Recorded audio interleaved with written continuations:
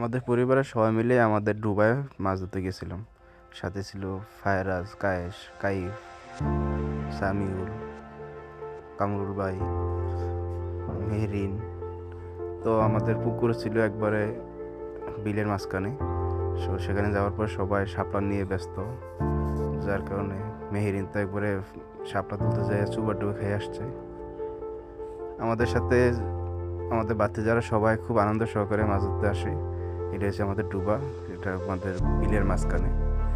ডুবায় অনেক কচুরিপানা থাকায় ওইভাবে মাছ পাওয়া যায়নি। এই ডুবায় আমরা প্রচুর পরিমাণ মাছ পেয়েছি, একসময় অনেক মাছ পেয়েছি, এবারও পেতাম, কিন্তু কচুরিপানা বেশি ছিল, যেটা আমাদের হেনা বলা হয়।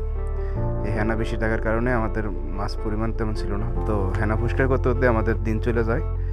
আমরা পরবর্তীতে মাছ ধরি, কিন্তু আহামরি তেমন মাছ পাই না।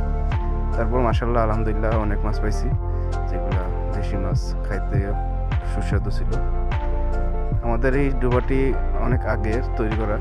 আমাদের সবসময় এখান থেকে পানি হইলে, আমরা বর্ষা হইলে এখান থেকে মাছ ধরি, যার সবসময় অনেক মাছ পেয়েছি। এবারও পাবো আশা করছিলাম, কিন্তু ওইভাবে মাছ পাইনি। সবাইকে ধন্যবাদ ভিডিওটি দেখার জন্য।